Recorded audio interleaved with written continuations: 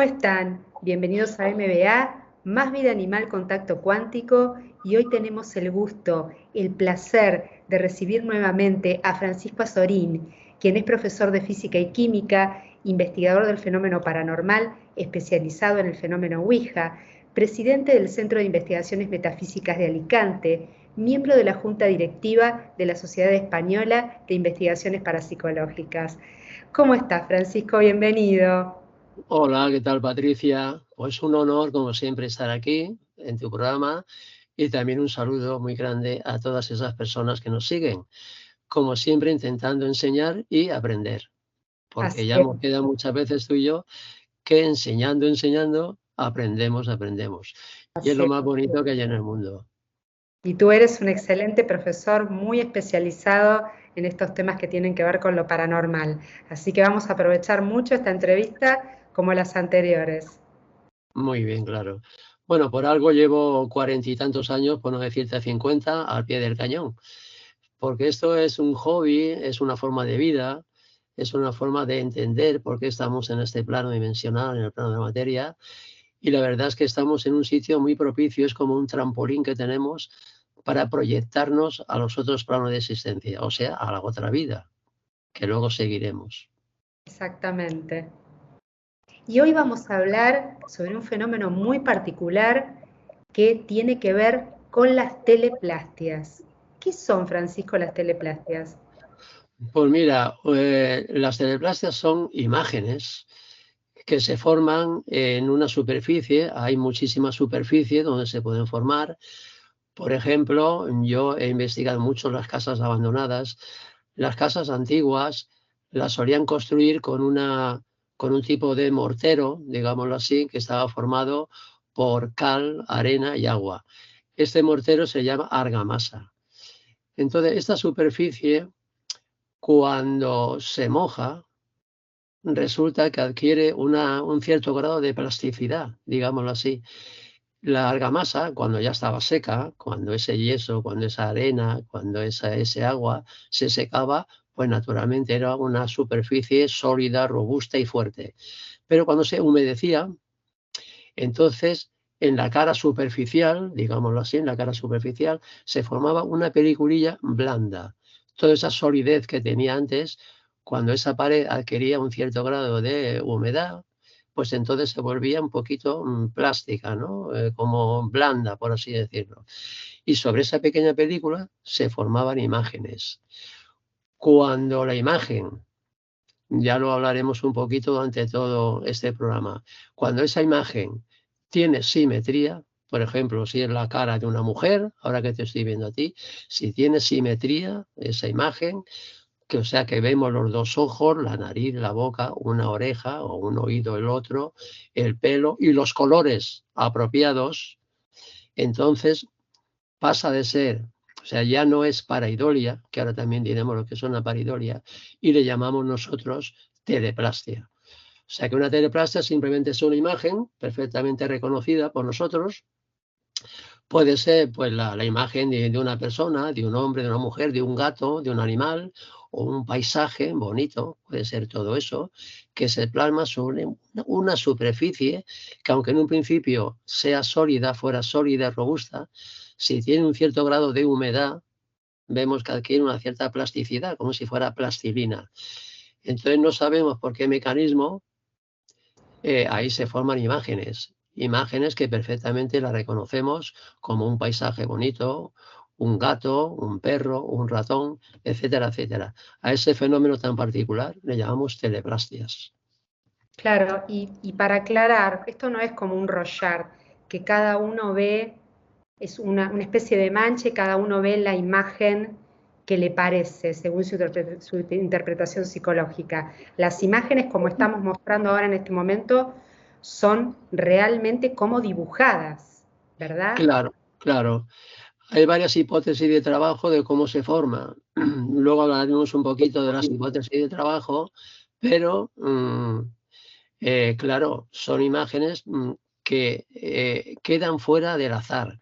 Para que sea teleplastia, una imagen no puede ser hecha, no puede haber estado hecha por, digamos, por casualidad, ¿eh? Simplemente ya veremos que debe de tener todo, simetría, los colores apropiados de esa imagen, total que no puede haber sido formada por casualidad, sino tiene que haber algo inteligente detrás.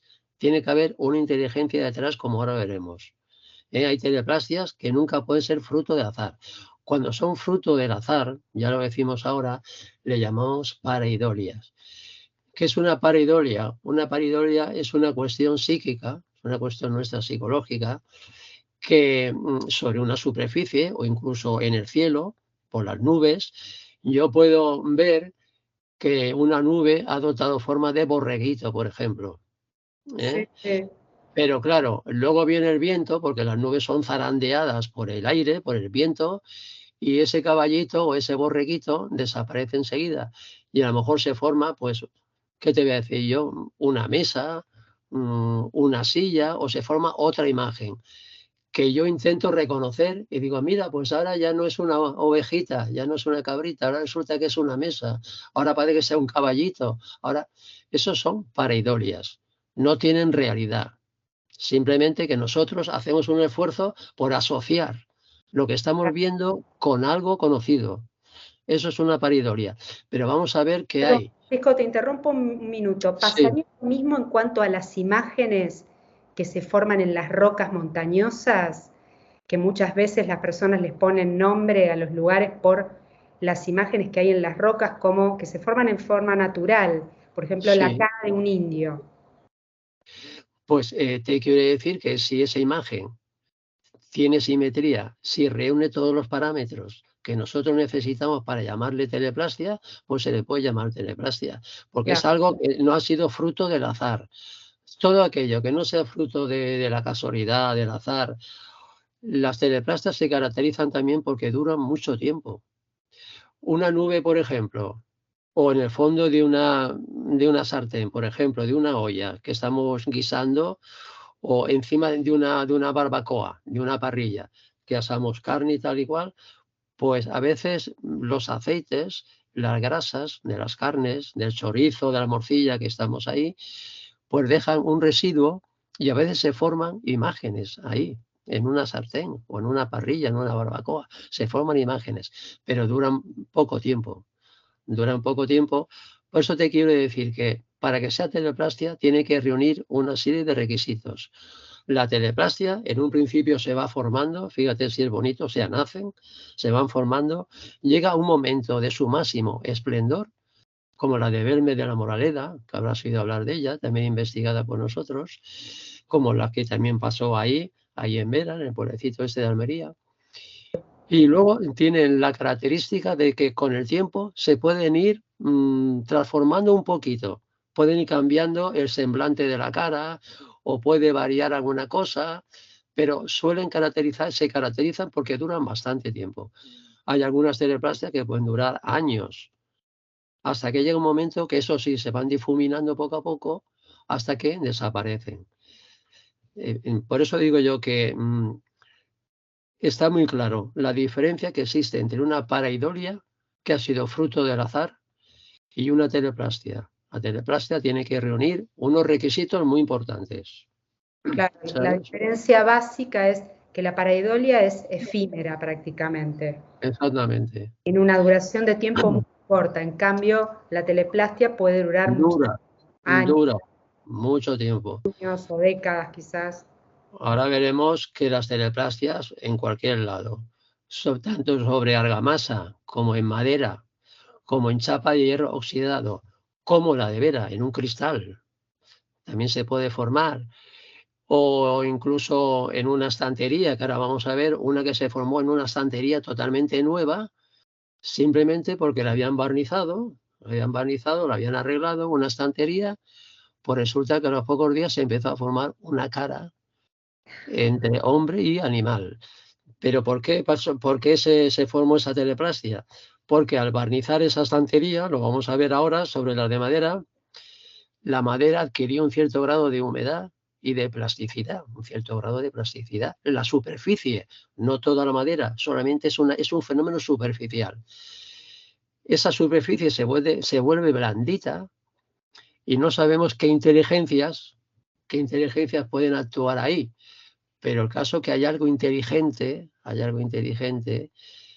que es quien plasma, quien imprime o quien pinta, yo no sé cómo, esa teleplastia, quien forma esa teleplastia. Es una cosa muy, muy bonita. El fenómeno teleplástico, Muy curioso. aunque hay gente que piensa que todos son pareidolias, pero no, todos no son pareidolias. Hay cosas que no pueden haber sido fruto del azar. Como no pueden haber sido fruto del azar, hay que pensar que hay algo inteligente, hay una inteligencia detrás. ¿Pueden ser seres elementales? Pues a lo mejor son seres elementales que nuestro ojo no lo ve, pero están ahí y a lo mejor tienen su propio arte. A lo mejor su arte es formar teleplastias, crear teleplastias. Pero Claro. bueno, eso es una hipótesis de trabajo, ¿eh? Aquí no estamos sacando conclusiones, pero todo a base de hipótesis de trabajo, porque realmente la teleplastia, o luego veremos el caso de los orbes, no sabemos aún el mecanismo científico a través del cual sucede, del cual ocurre, ¿eh? Paco, ¿y hubo alguna asociación entre teleplastias y psicofonías? Por ejemplo, ¿cuál sería la finalidad? Lo has mencionado a Pedro Amorós en privado, bueno, que ustedes forman la junta directiva de la Sociedad Española de Investigaciones Parapsicológicas. ¿Hubo alguna vez que ustedes sacaran alguna conclusión, por ejemplo, con las teleplastias de Vera, que fueron formadas en cristales, que en realidad la formación de estas caras tienen mensajes, y hacer en asociación una psicofonía para ver qué se escuchaba? Sí, vamos a ver. Nosotros cuando investigamos en cualquier lugar, no solamente nos dedicamos, claro, porque hay que ver para sacar conclusiones de por qué se ha formado esa teleplastia, hacemos una investigación lo más exhaustiva posible. Por eso luego hacemos grabaciones en el lugar, a ver si hay alguna entidad que nos puede abrir los ojos, nos puede decir qué es lo que está pasando allí. Entonces sí, muchas veces obtenemos respuesta de algo, de por qué ha sucedido eso, pero de momento lo que es el mecanismo, fíjate una cosa que te voy a decir, Patricia, desde arriba lo que quieren es que tú lo investigues, te lo ocurres y que llegues tú a tus propias conclusiones. O sea, ellos, me refiero a los de arriba, no te van a decir exactamente por qué ha sucedido eso. Quieren que tú te molestes, que tú lo investigues y que tú llegues a tu verdad, que a lo mejor no es la exactamente, a tu verdad.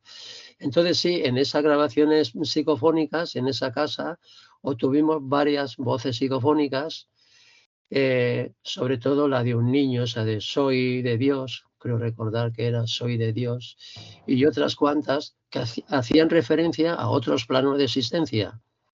Pero eso significa que ese niño era el que había hecho la teleplastia esa sobre cristal. No.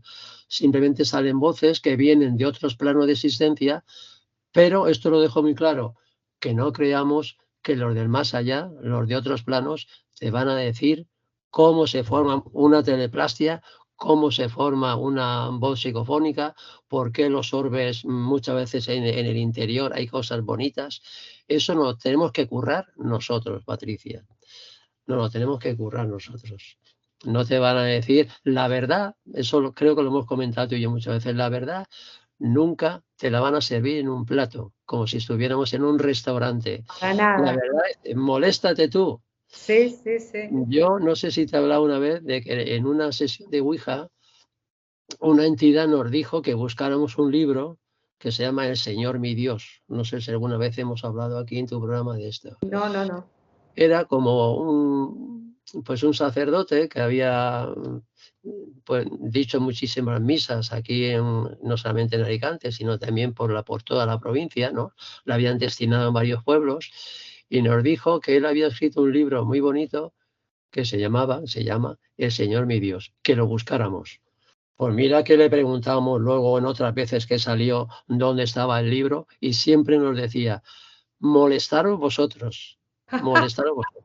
Pues bueno, el famoso libro Señor mi Dios, mira que lo hemos buscado, no lo hemos encontrado aún.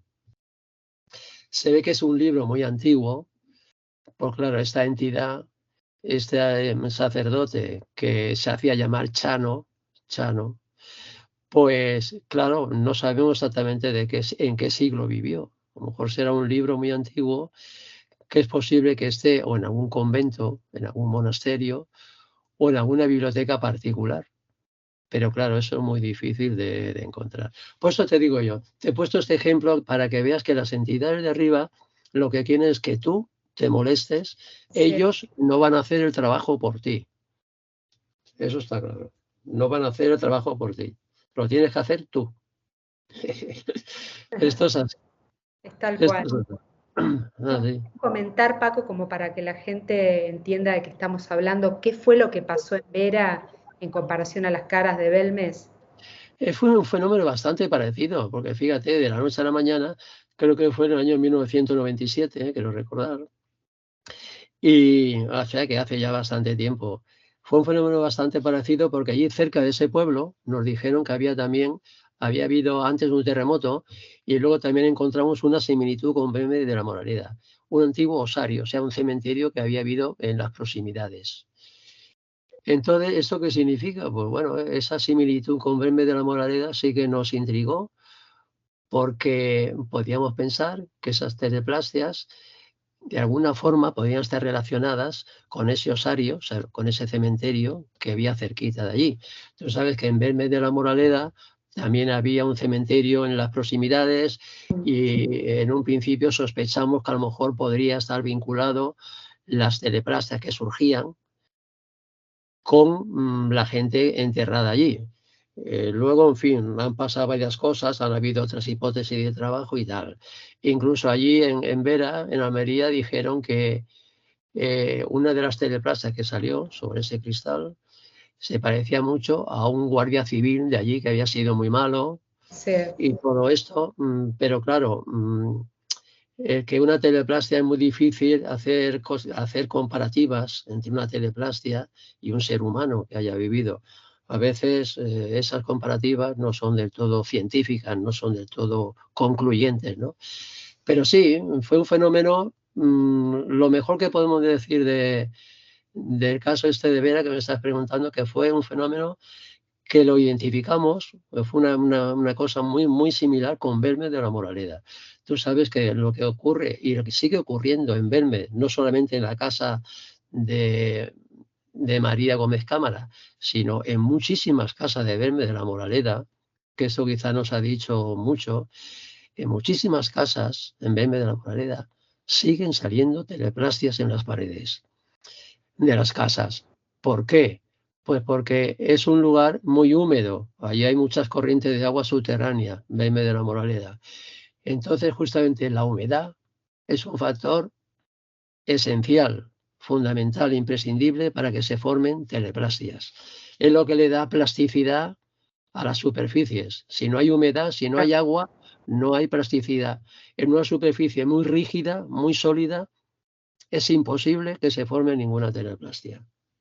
¿Eh? y O sea además que, tendrá que ver, Paco, esto con la energía del lugar también, más allá del agua. Obviamente en el lugar que es muy seco no hay agua en la pared, es más complicado, pero tendrá que ver claro, esto con la energía del lugar.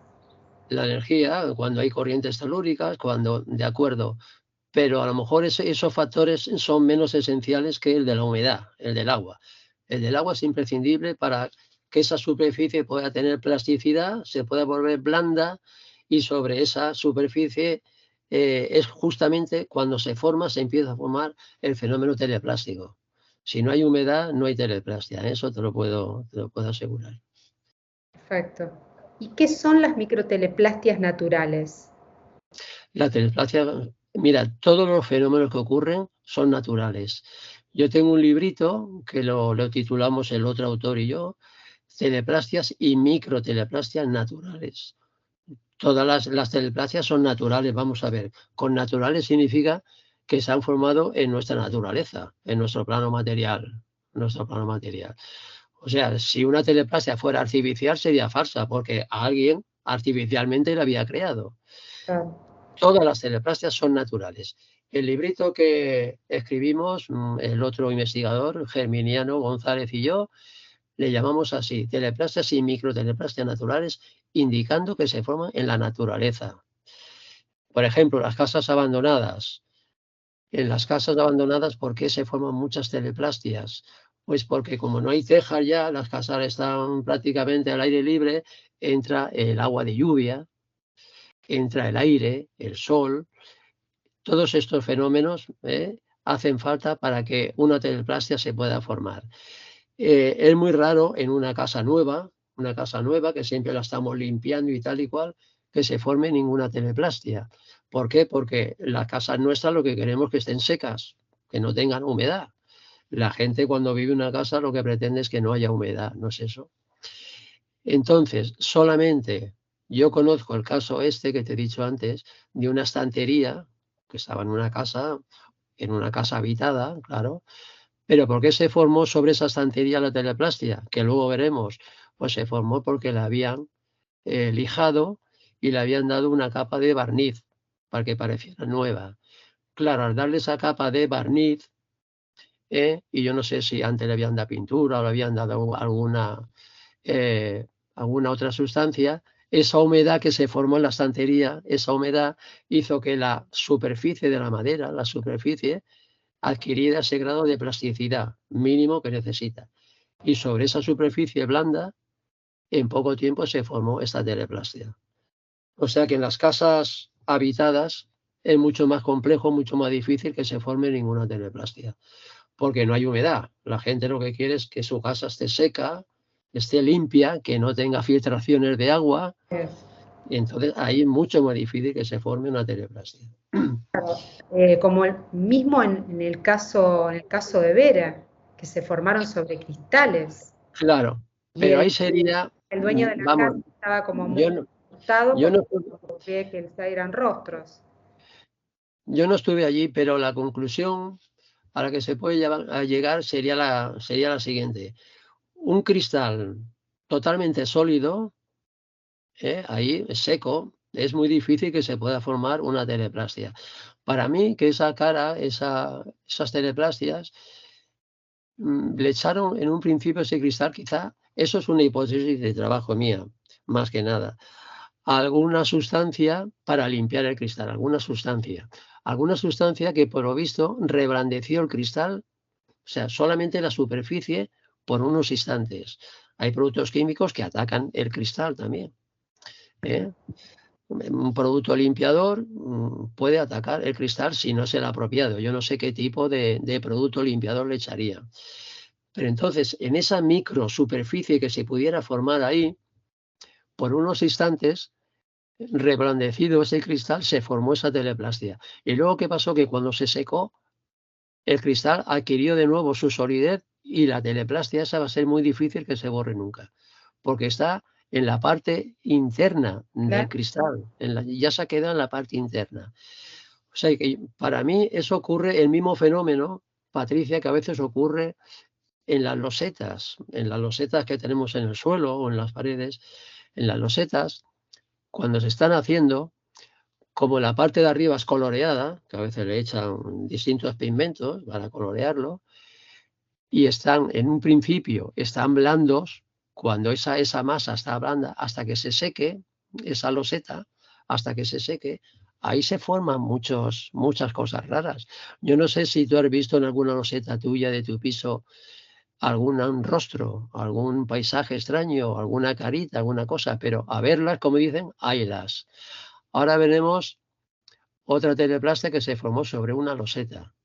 Claro, cuando la loseta está ya dura, ahí ya no se puede formar teleplastia.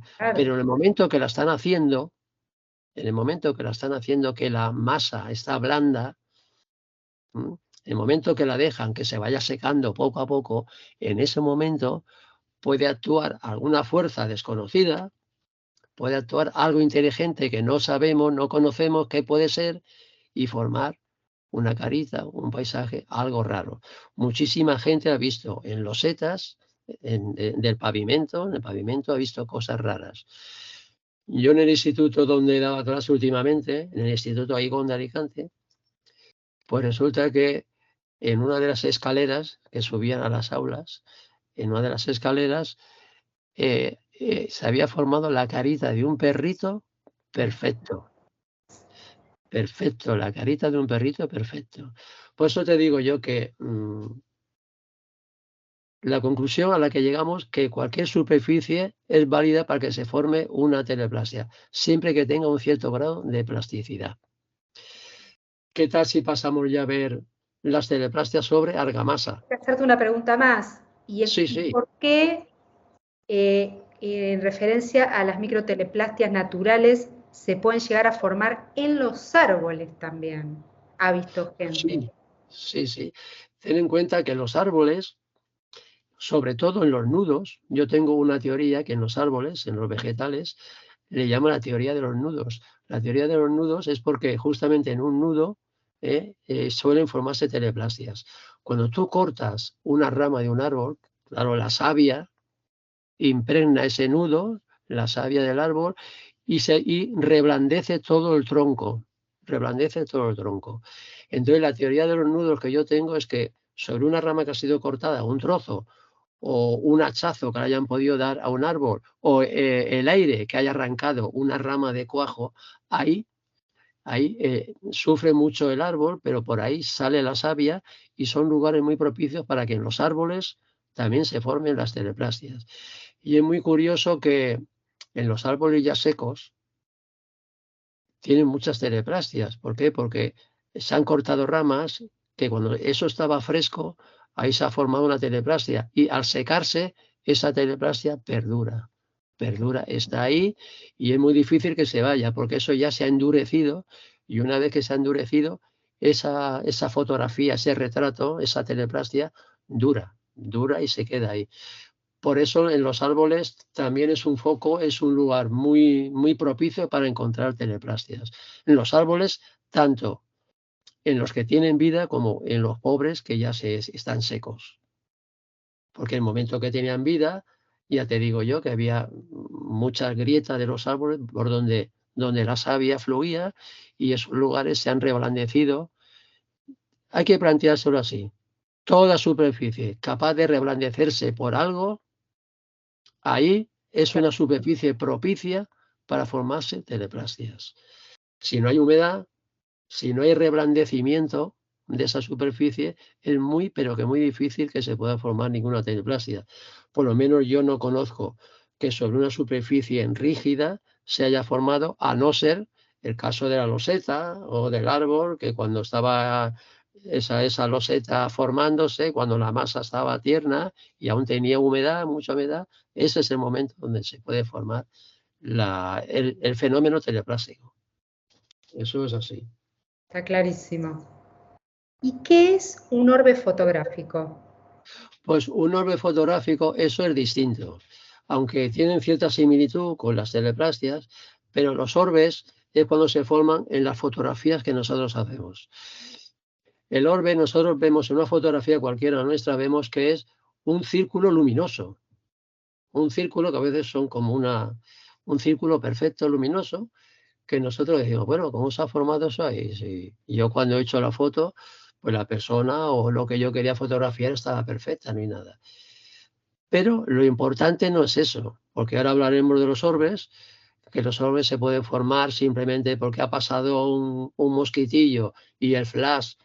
Ahora hablaremos de lo que tienen los insectos. Los insectos en las alas tienen una sustancia que se llama quitina y actúan como espejos. Esa quitina le da una... Y entonces cuando la luz del sol o la luz de un flash, si es por la noche o por el día, tropieza contra las alas de un insecto, resulta que la luz blanca se forma un arco iris. Es igual que la luz cuando atraviesa las gotitas de agua, ¿eh? La luz blanca se descompone en sus 7 colores. Y cuando tú lanzas una fotografía y pasa en ese momento un mosquitillo, una mosca, una libélula, un pájaro, si está alejado y tal y cual, y la luz tuya o la luz del sol refleja, resulta que esa luz se descompone en varios colores y puede dar la sensación de que se forman cosas raras. Lo importante del orbe no es el orbe en sí, no es esa cosa luminosa, sino lo que puede haber dentro de ese cono de luz, dentro de ese círculo, dentro de esfera de luz es lo más importante. Ahora veremos que hay orbes vacíos, no tienen nada dentro. Esos orbes no nos interesan. Lo que pueden tener una cierta paranormalidad es cuando tú ese orbe que te ha salido en tu fotografía lo amplías, lo vas ampliando todo lo que puedas con un programa de imagen y ves que hay algo dentro. Porque te puede llevar la sorpresa de que haya un paisaje precioso o una carita, aunque un poco, digamos, difuminada, no es tan claro como el de las teleplastias, pero te puedes encontrar una carita, unos ojos, una boca, como si te estuvieran mirando, como diciéndote, tengo vida, tengo vida.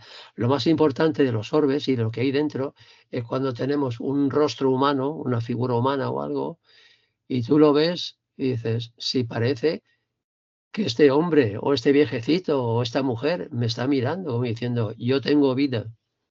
Eso es lo más importante de los orbes. Cuando hay algo dentro que te está diciendo que tiene vida eso. En fin, el caso de los orbes también es importantísimo. En cuanto a los orbes, hay una teoría que dice que en realidad yo he de casualidad filmado en una habitación, estaba filmando otra cosa y aparecieron, lo habíamos puesto en una entrevista pasada, unos orbes debajo de la pantalla Bueno, a la derecha muy luminosos y que en realidad son seres de luz o son guías que toman esa forma. ¿Qué noticias tienes tú de esto? ¿Qué información? bueno, ya sabes tú que mientras que no se demuestra una cosa, todo son hipótesis de trabajo. Hay que respetar cualquier hipótesis de trabajo. Pero claro, todo esto de que un orbe puede ser un guía, yo aquí no lo puedo negar, porque sería una hipótesis de trabajo más. Pero claro, antes de darle paranormalidad a un fenómeno, hay que abarcar todo lo que a nivel científico conocemos. Por ejemplo, el tema de los orbes. Hemos dicho que muchos insectos, por las alas que tienen quitina, reflejan y pueden dar lugar a muchos fenómenos de reflexión y de refracción. Antes de darle paranormalidad a ningún fenómeno, hay que abarcar lo que nosotros a nivel científico conocemos. El caso de los orbes, las hipótesis de trabajo son muchas y variadas, pero es un fenómeno aún muy poco estudiado. Muy poco estudiado. ¿Por qué? Porque es bastante complejo. Mira, los lugares donde más orbes se obtienen son al lado del mar, por ejemplo, y ahora diremos por qué. Un día que haga bastante viento, un lugar donde haya muchos insectos, un bosque donde haya muchos insectos. Y eso sí que se sabe a nivel científico, eso sí que se sabe. Que si delante de, cuando tú haces una foto cualquiera, por delante de la cámara pasa un insecto, ese insecto, si tiene alas, pues debido a unas sustancias químicas, la quitina y otras, la luz se refleja, se difracta y la luz blanca se difumina en diferentes colores, el verde, el rojo, el amarillo, tal, como si fuera un arco iris. Claro, y también hay otra cosa importante, o sea, todo eso puede confundir, porque nosotros abrimos un orbe, lo ampliamos y vemos que tiene colores. ¿No será por la refracción o por la reflexión de la luz al chocar contra las alas del insecto ese? Otro fenómeno también conocido, al lado del mar, eh, a veces se forman pequeñas gotitas de agua debido a que cuando las olas llegan a su fin y tropiezan, como hay pequeñas burbujas de aire, cuando esa ola revienta en la orilla, saltan pequeñas chispitas de agua, por así decirlo. Esas chispitas de agua están cargadas también con la sal, con granitos de sal, sobre todo el cloruro de sodio, que es el más abundante, pero hay otras sales. Esos pequeños granitos de sal, pues resulta que son cristalinos, claro, es un cristal lo que se ha formado ahí. Si tú por la noche haces una foto a orilla del mar, te vas a encontrar generalmente muchos orbes. Si hay humedad, si hay oleaje, ¿Por qué? Porque son pequeños cristalitos de cloruro de sodio, entre otros, que al chocar nuestro flash contra ellos u otra luz, si hay mucha luna, si hay alguna luz por ahí, también puede iluminar eso y se puede formar ese cono de luz, ese orbe se puede formar. Ahora, lo lógico es que cuando tú amplíes ese orbe, pues no haya nada dentro, no haya nada. Si ha sido formado por un cristalito de sal, pues no veamos nada. Aún así, hay orbes que se han cogido en la orilla del mar y al ampliarlos hemos visto que tiene cosas.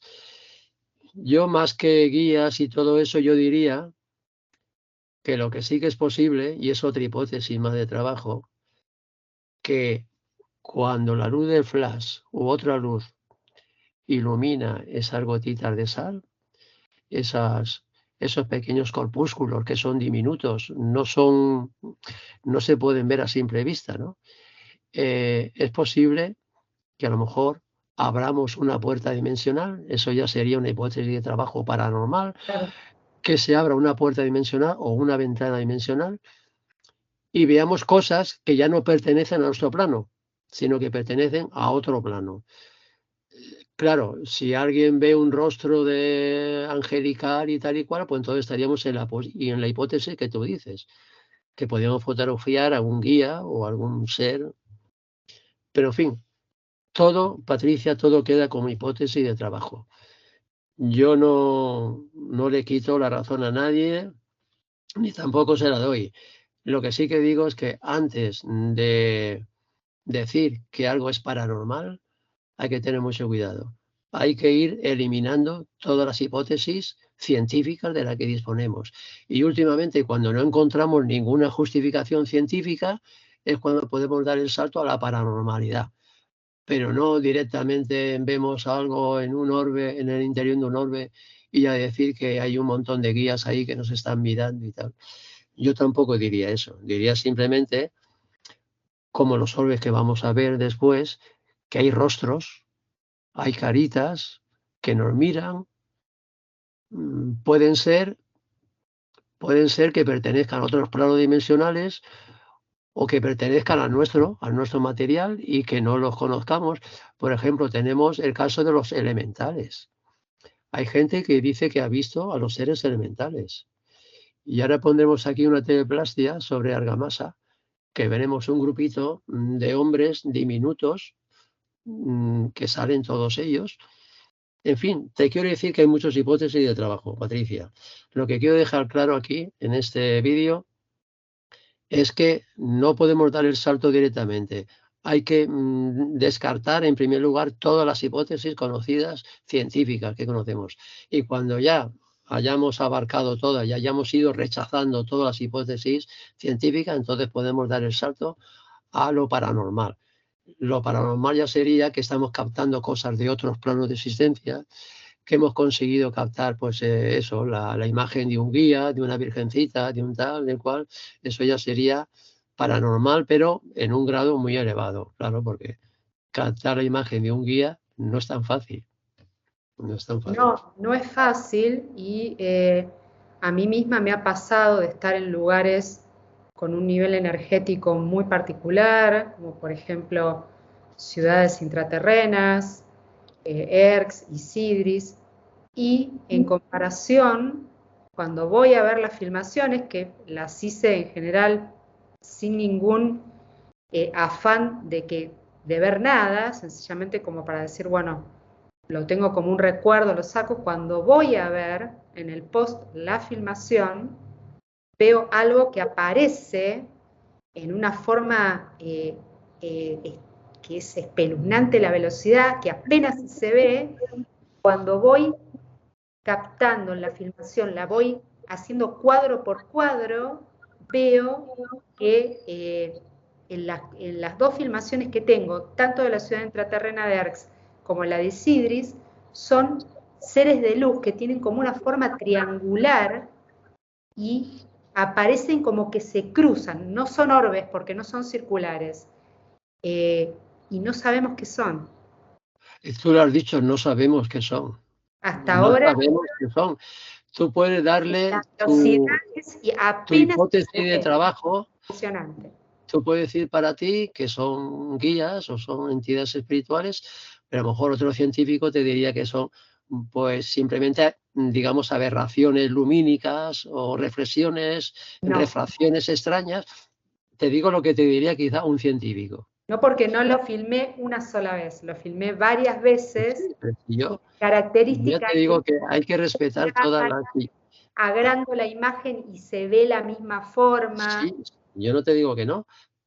Pero ahora, por ejemplo, yo en plan científico te diría, y cualquier otro diría, ¿y por qué esas formas no pueden ser pequeñísimos insectos, microscópicos insectos, que para el ojo nuestro no Tienen lo ven, esa velocidad, no y porque el la ojo de la velocidad cámara? Tú sabes que, a la que van es bueno, mira, espeluznante. Los insectos no se pueden mover a esa los velocidad. insectos vuelan algunos rapidísimos, y No, para el no, ojo de la cámara, cuando se cruzan, esos son décimas, vamos, pero eso nada, eso, boom, boom, son vistos y no vistos, como suele decirse.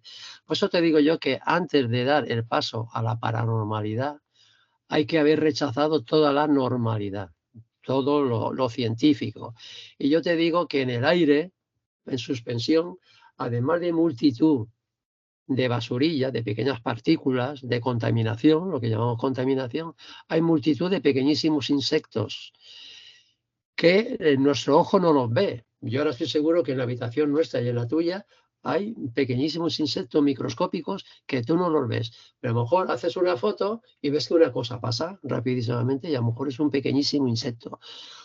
Como es una fotografía que está parado, tú luego amplías ese insecto y puedes ver como un tipo de alas, como un tipo de tal, puedes ver lo que sea. claro, Pero hay no, que pero descartar, esto es evidente que no es un insecto por el tamaño que tiene, bueno, yo, porque en realidad en la filmación normal no se ve. O sea, yo me di cuenta porque soy detallista y veo algo que hace un milisegundo y dije, ¿qué es eso? Alicia, Entonces si yo, ahí voy yo te a la quiero, filmación, pero no es no un te quiero quitar, no te quiero quitar tu hipótesis de trabajo, no te lo quiero quitar. Te digo que es eso, sigo insistiendo. Si tú consigues eh, que el mundo científico, por así decirlo, si tú consigues convencer al mundo científico de que eso no son pequeños insectos, pequeña basurilla que hay en el ambiente y tal, que son, pero claro, tendrías que tú demostrarlo científicamente. claro. El mundo Yo lo que pasa es que científico, tengo con este tema de lo científico, y no. claro, Mi bueno, es postura que es, a mí no me interesa convencer absolutamente a nadie. Yo estoy sí, yo te segura entiendo, de lo que yo te filmo. entiendo, yo te Y la entiendo. gente que está muy con el tema de la ciencia, la 3D y demás, se separa a veces muchísimo de lo que se considera paranormal, porque en realidad Claro, pero sí que nosotros vivimos en un universo ya muy eso lo hemos discutido tú y yo. claro. Sabemos que si a nosotros, yo estoy seguro que a ti también, lo que nos gustaría es unir lo científico con lo paranormal y con lo divino, con lo de los otros planos. Que Lo no que tiene pasa que, claro, que no hay que rechazar nada, no hay que rechazar nuestras almas científicas, porque hemos dado grandes avances científicos. Entonces, esos grandes avances científicos no tienen por qué estar reñidos con la espiritualidad ni con sí, los otros planos de existencia. Justamente lo que nosotros intentamos es unir ambas cosas, que confluyan nuestra ciencia con nuestra espiritualidad. Y entonces eso sería precioso. No es que sea una lucha, es al revés, es la unión hace la fuerza. por No supuesto. queremos, no queremos lucha ni queremos, simplemente queremos unir esfuerzos, unir esfuerzos. Y por eso te he dicho yo que antes, porque es que también nos hemos llevado muchísimos chascos. Hay personas que han querido ver Claro. por ejemplo, ¿qué te voy a decir yo? Pues una aparición mariana, que también eso sería un buen programa, una aparición mariana, y ahora estamos llegando a la conclusión de que todas las apariciones marianas que se han producido en la Tierra simplemente han sido apariciones de seres extraterrestres que han venido y se han presentado de esa forma ante nosotros. Y claro, como nosotros, ahora estamos en el mismo caso de antes, como nosotros antes no sabíamos lo que era un ser extraterrestre, lo teníamos que asociar con algo conocido. Y de ahí vino lo de la Virgen María, lo de Jesús, lo de tal y cual. Pero la conclusión a la que estamos llegando ahora es que las apariciones marianas, salvo que alguien demuestre lo contrario, es que son avistamientos de seres extraterrestres que algunos se presentan con su platillo volante, pero otros se presentan porque ellos tienen capacidad, un ser extraterrestre tiene capacidad para pasar de un plano dimensional a otro y revestirse de la forma que sea. Se pueden vestir como nosotros, como quieran. Y nosotros, claro, estamos hablando de la mentalidad antigua, pues esos fenómenos que no comprendíamos en su época los teníamos que asociar con algo conocido, con algo que nosotros lo pudiéramos razonar. Y qué mejor que razonarlo ya con la Virgen María o con algo de otro mundo, claro. Si vengo de otro mundo. Esto me recuerda mucho, por asociación directa, al caso de Garabandal, en el Claro, que en Garabandal, realidad decía que era la Virgen, pero con los fenómenos que había y lo que le pasaban a las niñas y demás, era notable que eran seres extraterrestres, que para que las niñas claro, se entendieran, claro, tenían que bajar al conocimiento que tenían ellas, que eran la Virgen María y claro, claro, claro, eh, claro. Dios. Pero por eso te digo yo que hay que tener mucho cuidado porque antes de dar un paso muy alto hay que ver si a nivel científico se puede demostrar de otra forma, se puede explicar cualquier fenómeno de otra forma. Pero claro, es que los seres extraterrestres está muy bien que nosotros asociáramos con la Virgen María, pero es que un ser extraterrestre también está en plano de existencia y pueden cambiar de un plano a otro, o sea que son seres mucho más evolucionados que nosotros, son seres mucho más evolucionados. Y al igual que nosotros somos pequeños dioses, ellos también son dioses para nosotros, porque están muy por encima. Y entonces, claro, hay razas extraterrestres que no solamente han evolucionado a nivel tecnológico, sino a nivel espiritual. Por supuesto. Y entonces muchos de esos seres que se presentan, que se han presentado, pueden ser perfectamente pues, guías, que casi todos son guías porque saben mucho más que nosotros, tienen mucho más conocimiento, mucho más sabiduría. O sea que no iban tan descaminado cuando lo de Garabandal, lo de Fátima, lo de Lourdes, asociaban todo eso con la Virgen María o con tal. Bueno, querían decir que había algo muy elevado, pues sí, un ser extraterrestre es algo muy elevado para nosotros, porque los seres que llegan aquí y se presentan tienen muchísimo más tecnología que nosotros, y si han ido paralelamente esos avances, también deben de tener mucha más espiritualidad. Lo lógico que también vaya. Por Para que una raza. supuesto, los seres de luz extraterrestre que vienen en nombre de Dios, que son Claro, claro, claro, seres, seres de luz, por claro. supuesto, están al lado del Por Altísimo. eso yo no descarto que en un orbe o en una teleplastia se pueda formar la carita de un ser espiritual, como te digo, un ser extraterrestre, no hay que descartarlo. Ellos tienen tecnología para hacer lo que quieran. Ahora, todo lo que vemos dentro de un orbe tiene que venir del más allá, pues no. Hay muchos orbes, pueden tener diferentes orígenes. Por ejemplo, un orbe a lo mejor simplemente ha cogido un insecto, pero en el interior de otro orbe a lo mejor sí que se puede presentar un ser extraterrestre o una divinidad, un guía, lo que sea. O sea que no, una cosa no está reñida con la otra, ¿entiendes? Que un orbe pueda tener que ser fruto de un insecto, eso es posible y se da. Que un orbe puede ser fruto de una ventana espaciotemporal, una ventana que hemos abierto, también. Que detrás de esa ventana se puede presentar un ser extraterrestre, también. Que detrás de esa ventana puede haber una divinidad, otro ser, todo, todo es posible. Y por eso te quiero decir que no hay que rechazar, Patricia, Claro, nunca ninguna hipótesis de trabajo. claro que sí, claro. Nunca hay que rechazar ninguna hipótesis de trabajo.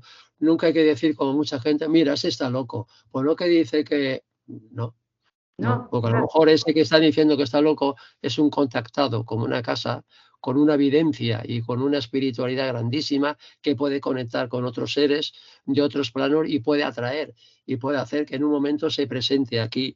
Te quiero decir que hay que tener mucho cuidado, ¿eh? No podemos tachar a nadie ni de loco, ni de alucinado, ni de tarumba, no. pues, Hay que ser muy respetuoso y respetar a todo el mundo y todas las hipótesis de trabajo. Pero nuestra misión, Patricia, yo creo que es unir la ciencia con la espiritualidad. así Que no es. estén reñidos, sino que estén unidos y vayan a la par, vayan de la misma mano, porque la unión hace la fuerza. Así es. La unión hace la fuerza. Es fundamental. Esa frase es La unión de todos hace la tener fuerza. siempre en cuenta, ¿no? Que este mundo está tan separado siempre en ideologías, Claro, claro, claro. esto, lo otro, en particular. Es así, la luz y el amor de Dios es unión. Lo Claro, contrario es claro. separación. Y Francisco, en cuanto a los orbes, cuando también ustedes hacen las investigaciones y es en determinado lugar aparecen orbes, porque por ejemplo, a mí me ha pasado de recibir videos de, por ejemplo, el santuario de María Magdalena, aquí en Capilla del Monte, es un lugar que tiene una energía muy particular, que yo he estado en Córdoba, y hay un lugar que está construido, que es circular, y está construido a base de 582 Hz, cuando el sonido ahí es una cosa muy particular, cuando uno habla, canta, y es un lugar en el que se hacen meditaciones. Y en varias oportunidades, al filmar, es impresionante. El lugar no tiene ventanas, es un círculo y es como un domo, estamos viendo la foto aquí abajo, y al filmar aparecen cualquier cantidad de orbes. Se ven porque no hay forma, digamos, que sean insectos, nada, porque está todo completamente cerrado, no hay ventanas, se ven que son luces circulares. ¿Cómo se puede catalogar este fenómeno? Vamos a ver. Hemos dicho antes que el orbe en sí no tiene mayor importancia. Si no lo abres, el orbe en un principio es una mancha de luz, es un círculo de luz intensa. Que puede ser, pues se puede formar, hemos dicho, hay muchas hipótesis, por un insecto, por tal, se pueden formar por miles de cosas. Por la basurilla que hay en el ambiente, por, ¿qué te voy a decir yo? Polución, lo que nosotros llamamos la polución, sobre todo en otoño, que hay tantas pequeñas hojillas que se caen de los árboles, hay tantas semillitas.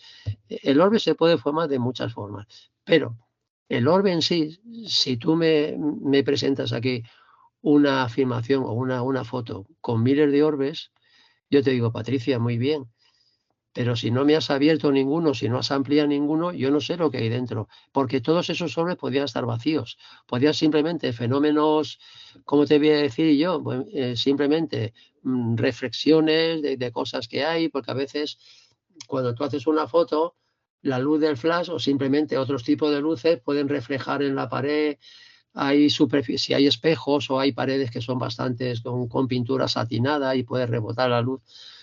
Me refiero que un orbe, una fotografía, aunque tenga muchísimos orbes, no tiene mayor interés paranormal para nosotros. Se han formado los orbes, pero sabemos que los orbes hay muchas formas que se pueden formar. Lo que tiene mérito, Patricia, lo que estamos viendo, el orbe hay que ampliarlo con un programa, pues, en fin, de imagen que nos permita agrandarlo todo lo que podamos. Y luego, si no vemos mucho, vemos que hay algo, pues a lo mejor se le pueden pasar algunos filtros para ver si con el rojo, con el verde, con el azul, en fin, se destaca más lo que puede haber dentro. Repito, el orbe en sí, una mancha de luz, no tiene ninguna importancia paranormal, es lo que hay adentro, lo que hay adentro, lo que recoge dentro del orbe. Esas fotografías que tú me dices, que las has obtenido en ese lugar, ¿habéis hecho o alguien ha hecho alguna ampliación de esos orbes? Porque si no No, tenemos ampliación, lo que es impresionante es la cantidad. bien, Es la cantidad y a la pero velocidad que se cruzan. A la velocidad, es, es impresionante la velocidad y la cantidad que hay. Nunca había visto tantos en una filmación. en esos lugares La cámara, que no sé, puede la haber cámara, corriente de aire o algo, ¿cómo? corriente de aire o algo que No, impulse las el lugar es partículas. totalmente cerrado, es un domo, es un semicírculo, no hay ventanas, es totalmente cerrado. Puede haber calefacción, porque si hay calefacción, ya sabes tú que se forma No, no, lo no. que nosotros, el aire caliente sube, el frío baja y se forman unos torbellinos de convección que se llama, que a veces pueden hacer que las partículas que hayan cuando circulen. Te quiero No, decir que no no hay sé, conversación, no hay ventilación, no hay nada. Se hace una meditación corta, es un lugar, te repito, muy cerrado, que incluso para ingresar tiene yo ese fenómeno, una Patricia, no te lo puedo analizar aquí porque es una cosa muy interesante. A mí me gustaría estar en ese lugar, pero yo no te puedo decir qué es lo que puede ser, porque si es un lugar cerrado, que no hay corriente de convención, que no hay ningún tipo de corriente, que pues es muy raro que se cruce nada, que eso no, ese fenómeno no lo por eso conozco, a mí me no llamó me puedo mucho la pronunciar. atención, la cantidad y la velocidad a la que se cruzan. Es impresionante. Y son todas luces blancas de forma circular. Y ahí estáis meditando y todo eso, ¿no? Había gente meditando. Sí, sí. Pues habría que ver si la meditación tiene algún tipo de, no sé, de, De influencia. claro, de influencia sobre todo esto. Eso ya sería hacer una investigación muy exhaustiva y con mucha profundidad, a ver si en ese estado de meditación, fíjate que, por ejemplo, los lamas del Tíbet, cuando están meditando, son capaces de salir de su cuerpo. Y cuando uno sale de su cuerpo, pues es una energía que flota en el ambiente. Claro. De hecho, ya te dije yo que en muchas sesiones de Ouija que nosotros hemos conectado con lamas del Tíbet, nos ha dicho que era porque había salido de su cuerpo, estaba meditando y habían visto la luminosidad, la luz que se estaba produciendo en la sesión de Ouija. Porque nosotros tenemos luz, claro, nosotros somos entidades energéticas. Así es. Y cuando 4 o 5 personas se reúnen hacia una sesión de Ouija, se ve que hay un cono de luz muy grande. Y muchas entidades vienen justamente al ver que hay un cono de luz. Nosotros eso lo hemos preguntado muchas veces y le hemos preguntado lo siguiente: ¿por qué has conseguido venir a nuestra sesión de Ouija? Y nos dicen: porque he visto la luz que teníais ahí. O sea, se ve que cuando uno sale astralmente o desde otros planos de existencia, ven la luz que se forma en torno a una sesión de Ouija y acuden a ver qué es lo que hay ahí. Y esas inteligencias son las que luego son capaces, si lo estamos grabando también, de dejarnos voces psicofónicas, inclusive desde el plano dimensional donde estén. Porque en una sesión de Ouija hemos visto que pueden participar en la grabadora, pueden intervenir entidades que están en planos diferentes, Claro. en planos diferentes. Y aprovechan de los momentos de silencio que hay en una sesión de Ouija, porque nosotros preguntamos y luego dejamos, o sea, estamos todos en silencio para que la entidad pueda contestar a través del vasito, que se mueva. En ese momento de silencio, estas inteligencias que están en planos diferentes son capaces de dejarnos psicofonías, voces psicofónicas en nuestra grabadora. Y a veces es gracioso porque se comunican entre ellas. La de un plano se comunica con otras y a veces se comunican entre ellas. Y eso, claro, queda todo grabado en nuestra grabadora y a veces son cosas bonitas de interpretar. Por eso digo yo que Realmente el sí. caso que tú me has planteado, Patricia, yo no te puedo decir nada porque no lo he investigado yo. Pero es una cosa muy curiosa, ¿no? Muy curiosa que a lo mejor la meditación, Lo comento, sí, sí. a lo mejor en ese estado especial, en ese estado alfa, en ese estado, pues es posible que haya gente que incluso esté flotando en el ambiente o haya salido astralmente de su cuerpo. Sería una cosa interesantísima de investigar. Pero como yo no he participado en esas investigaciones, no te puedo decir. Simplemente te digo que me gustaría mucho investigar en esos lugares con multitud de gente meditando, porque ahí se pueden producir muchísimos fenómenos, quizá aún todos ellos desconocidos por nuestra ciencia, ¿no? Porque además hay gente que en estas meditaciones grupales Claro. manifiesta ver seres de luz. Por ejemplo, arcángeles. O mencionan la presencia del arcángel Miguel y lo ven. Hay gente que tiene esa capacidad, ¿no? Que no todo el mundo, Y por supuesto. mira, si nosotros hacemos a veces una cosa que yo digo, porque a veces si tú te basas en un trampolín científico, a veces llegas a todo eso que tú me estás diciendo. Mira, si una persona medita sola o está sola, ¿Con qué energía cuenta? Con la suya. Nosotros somos como pequeñas pilitas eléctricas. Tenemos electricidad, tenemos energía. ¿Qué ocurre cuando varias personas se reúnen o incluso aún más cuando se juntan de las manos y se forma un corro de 10, 15 personas? Entonces estamos actuando como una antena parabólica grandísima, que estamos proyectando un cono de luz. Fíjate, si en una sesión de Ouija hay 4 o 5 y estas entidades ven la luz, ¿qué luz no podrán ver cuando nos juntamos con las manos? Porque no sé si vosotros lo habéis hecho. No es lo mismo estar 4 o 5 personas juntas pero separadas de las manos, Sí, o sí. nos cogemos de las manos, entonces cuando fluye totalmente nuestra energía, la mano izquierda es la que toma energía y la derecha es la que da a la persona que tenemos, ¿eh? Se forma un corro. Entonces yo siempre hemos hecho experiencias de ese tipo y sabemos que se forma ahí una antena parabólica, se forma una cantidad de energía que lanzamos al medio ambiente, que ahí puedes atraer, como tú dices, entidades de luz, porque tú eres luz, estás formando un corro grandísimo de luz. Ah, sí, Así sí. que yo, además, esa experiencia que tú me has dicho, además de estar varias personas meditando, yo lo que propongo es que estén meditando, pero que unan sus manos para que la energía se sume. Es igual que las pelitas. Si varias pelitas están en serie, ¿qué ocurre? Que una pelita de 1,5 voltios, si se juntan varios, pues Ah, aumenta muchísimo. ¿Eh? Aumenta muchísimo el voltaje que pueden proporcionar. Así que a mí me gustaría investigar eso que tú dices, ver si realmente hay algo extraño en el ambiente y todo eso, pero yo lo que también te digo que si tienes alguna fotografía de esas, que vayáis ampliando esos orbes, a ver qué hay. Si son orbes, porque a lo mejor no son orbes, son pequeñas partículas que se cruzan, a lo mejor no son orbes. sí, sí, es para investigar, es realmente para investigar. Es luz la que se cruza o Es luz. son No, luz, corpúsculos? es luz, Es sí, luz. es circular, blanca, y son muchas y también se cruzan a O una sea que son como velocidad. orbes minúsculos, orbes microscópicos, ¿no? ¿Te refieres? Son orbes minúsculos. No son microscópicos, se ven dentro de la filmación a un tamaño considerable. No son Es microscópicos. que te lo digo por asociarlo con lo de las teleplastias y microteleplastias. Pues igual que existen microteleplastias, como ahora veremos, también es posible que existan microsorbes, pequeños corpúsculos de luz.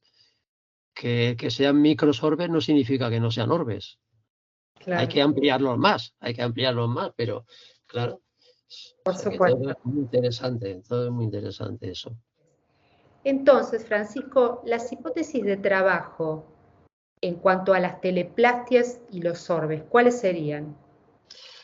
Bien, pues en primer lugar, si te parece, vamos a empezar por las hipótesis de las teleplastias. Las teleplastias hemos dicho que la superficie tiene que estar totalmente reblandecida, tiene que adquirir un cierto grado de plasticidad para que una teleplastia se pueda formar. Una hipótesis de trabajo, ¿cuál sería? Que de ahí viene el nombre de teleplastia. Es pensar que tanto nosotros los seres humanos como quizá algunos animales, su cerebro, en combinación con la mente, es capaz de proyectar cualquier imagen que tengamos aquí en nuestra cabecita, de proyectarla hacia la pared. De ahí viene el nombre de teleplastia. Tú envías, tú proyectas esa idea que tienes, ese dibujo. Por ejemplo, imagínate que tú tuvieras ahora capacidad. Ten en tu mente la imagen de un gatito tuyo o de un perrito y intentas proyectarla sobre una superficie reblandecida, que a lo mejor tú no sabes que está reblandecida. Eso puede ser una cosa inconsciente. Entonces proyectas esa imagen, si tienes una imagen fija, la proyectas. De ahí viene el nombre de teleplastia, es una proyección de algo que tenemos los seres vivos, sobre todo los que tienen capacidad suficiente para hacer eso. Otra hipótesis de trabajo, pues también sería que estas superficies reblandecidas con los elementos químicos que puedan tener, con los compuestos químicos, que algunos son coloreados, pues en un momento determinado pueden actuar como una placa fotográfica y son capaces de captar algo que tengan delante. Por eso a lo mejor una teleplasia parece la imagen de un perrito, porque a lo mejor cuando ese perrito estaba mirando la pared o estaba mirando el techo, el suelo, No sabemos por qué circunstancia ese suelo, esa pared, podía actuar como una placa fotográfica y la impresión del perro, esa fotografía del perro, quedó imprimida ahí.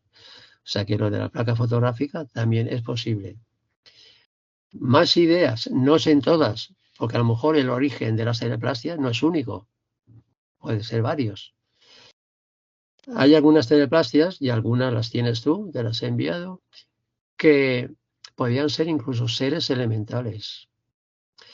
En los árboles, en las casas abandonadas, hay gente que dice que ha ido al bosque y le ha dado la sensación de haber visto seres elementales, de haberse concentrado, haber estado meditando y visto seres elementales. ¿Qué nos dice a nosotros que a veces nuestro ojo es incapaz de ver a un ser elemental, pero el ojo de la cámara sí que es capaz de captar un ser elemental? O sea que otra hipótesis de trabajo es que podían ser alguna de esas teleplastias, simple y llanamente seres elementales, que en ese momento hemos tenido la suerte de que nuestro móvil, nuestra cámara, ha sido capaz. Bueno, hay 3 o 4 hipótesis de trabajo que para intentar salir del paso, ¿no? Pero la gran realidad es que hoy por hoy no sabemos eh, pues cómo se pueden formar. Yo una vez, fíjate, a un ser que se estaba manifestando en una sesión de Ouija, pues le pregunté que si me podía decir cuál es el origen de las cereplastias. Esto ya no sería una hipótesis mía ni de... Eso es lo que me dijo. Dice, las personas y los animales, algunos cuando fallecen, necesitan, es como, es un freno, no quieren marcharse al otro plano. Entonces es como si cuando atraviesan una pared se resisten a proyectarse hacia el plano que le corresponde y dejan una impronta de ellos. Dejan como si el propio espíritu fuera capaz de plasmar tu imagen para que se perpetuara en la pared. O sea que podían ser imágenes de personas que al fallecer, al trascender, son capaces de dejar algo suyo como un recuerdo final o como una... Bueno, eso también es una idea bonita, ¿no? El de la trascendencia.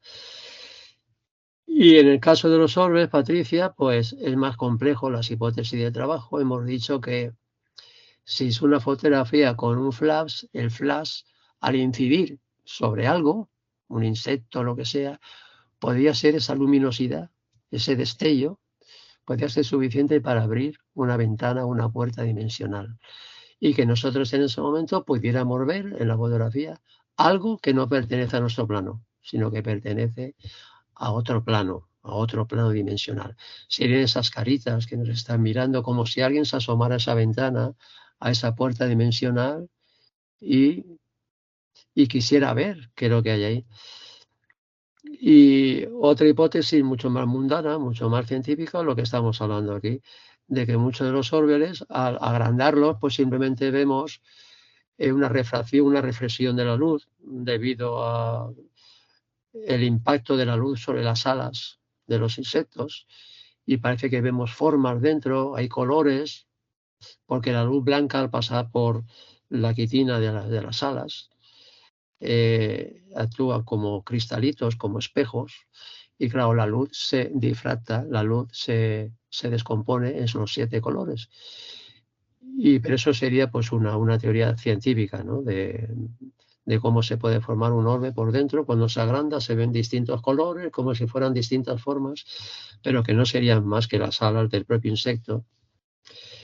Y, y la verdad es que no sé poco más. Te quiero decir que hipótesis de trabajo son muy difíciles de sacar. En algo desconocido, pues la verdad es que es muy difícil de sacar. Yo lo que sí que propongo es que la gente investigue, que la gente salga a la playa, al monte, a los lugares donde haya viento y la semilla de los árboles se mueva y que vea que en esos lugares hay mucha posibilidad de grabar orbes, pero que no se conforme con ese orbe, que lo agrande, que lo investigue y que lo analice. Porque, por desgracia, la inmensa mayoría de los orbes por dentro están vacíos. Es una esfera de luz, es un cono de luz, blanca, pero a veces cuando agrandamos, simplemente vemos luz y no hay nada dentro. Así que nada, como siempre, Patricia, un placer aquí haber estado contigo y estoy contento porque sé que esta explicación, tanto mía como tuya, pues va a llegar a mucha gente y que se va a animar a investigar esto y a sacar sus propias conclusiones. Porque lo más importante no es la conclusión a la que tú hayas llegado, Patricia, ni la que tenga yo. Lo mejor para cada persona es que ella, con su esfuerzo, con su sacrificio, saque sus propias conclusiones. Porque esas conclusiones siempre serán su verdad, que es la que le interesa a ella. Por supuesto, Pues nada riquísimo, más. ¿no? Todas estas experiencias, todos estos conocimientos, un placer también para nosotros, un honor que hayas compartido todo esto en nuestro canal y agradecerte mucho que hayas venido, Francisco. Pues nada, simplemente eso, que ya quedamos emplazados para otro posible vídeo que podamos hacer, con la idea de siempre, hacerlo pedagógico, hacerlo agradable, hacerlo didáctico, hacerlo bonito y sobre todo incentivar a la gente para que ella misma investigue y que no se conforme con las explicaciones que nosotros o con las hipótesis de trabajo que nosotros podemos dar, sino que vaya a las casas abandonadas, que vaya a la playa, que vaya al monte, a los lugares donde, también en los lugares donde hay farolas de luz por la noche, como acuden tantos insectos a la luz, ahí es bueno sacar fotografías, porque esas fotografías también estarán impregnadas de orbes. Ahí sí que sabemos que van a ser rebotes de la luz, del flash o lo que sea, contra esos pequeñísimos insectos que purulan por las farolas. Pero nos podemos llevar la sorpresa de que alguno de ellos estuviera lleno por dentro y estuviera y nos lleváramos eso, ¿no? Que viéramos un paisaje, una carita, algo que llegáramos a la conclusión de que no pertenece a nuestro plano material, sino que podría pertenecer a otros planos distintos y todos sabemos que los entreplanos se entrecruzan entre ellos. Y aunque nuestro ojo no nos informe de esos planos, pero muchas veces el ojo de la cámara, el ojo de esa camarita que tenemos en nuestro móvil, es mucho más sensible, mucho más perfecto que nuestro propio ojo Así y nos es. informa de muchas cosas. Sí. Un placer, Patricia. Francisco, tus redes sociales para que la gente pueda comunicarse contigo, para hacerte alguna pregunta. Sí, pues está el canal mío, como siempre en YouTube, Francisco Azorín Matesan. Ahí pueden meterse. Y también, por si alguien se quiere comunicar conmigo o quiere preguntarme alguna cosa, tengo mi correo electrónico. Mi correo electrónico, pacoazorín, todo junto, @holmain.com.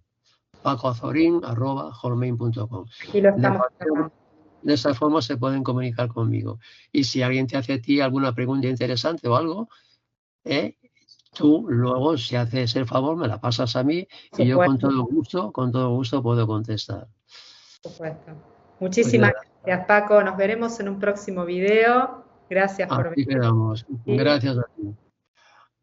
Y a ustedes, amigos, a la audiencia, muchas gracias también por ver este video, por compartir, por dar su like, por suscribirse a los que todavía no lo hicieron. Y nos veremos en un próximo programa de MBA, Más Vida Animal, Contacto Cuántico. Que estén muy bien. Chao, chao.